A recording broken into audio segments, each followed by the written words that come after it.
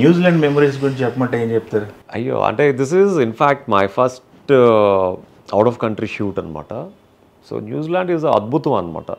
అంటే మనం పెట్టే ప్రతి బ్లాక్ విజువల్ బ్యూటీ చాలా సూపర్గా ఉంటుంది. సో దానివల్ల ఏంటంటే సినిమా మనకి బోర్ అనిపించదు. ఎక్కడైనా ఒక మంచి రొమాంటిక్ సీన్స్ అయినా కూడా ఆ బ్యాక్గ్రౌండ్ బ్యూటీతో it will go off like anything అనమాట. అంటే every frame is looking so beautiful in the theatre. మీ ఎక్స్పీరియన్స్ అండి న్యూజిలాండ్లో ఈ చిన్న ఇక్కడ అనుకోండి ఒక రోజు షెడ్యూల్ అనుకోండి, ఆ ఆర్టిస్టులు మాత్రమే ఉంటారు. బట్ న్యూజిలాండ్ వెళ్ళింది మొత్తం ఆర్టిస్టులు అందరినీ తీసుకుని వెళ్ళిపోయారు. అక్కడే అందరూ ఉంటారు. అవును.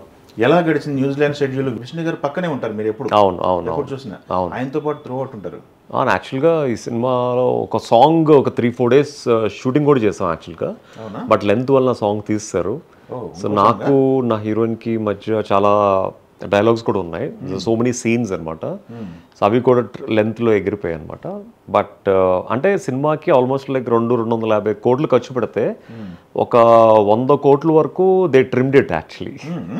అంటే ఒక సాంగ్ షూట్ చేయాలంటే almost like every day they use to spend, నాకు తెలిసే ఒక 80 to 90 lakhs, if I'm not wrong, I don't know approximately actually. But 4 రోజులు షూట్ అంటే అక్కడే ఒక 3-4 కోట్లు ఎగిరిపోయి ఉంటుంది. అలా చాలా సీన్స్ లెంత్ ఎక్కువ రావడం వల్ల కొంచెం స్కిప్ చేయాల్సి వచ్చింది.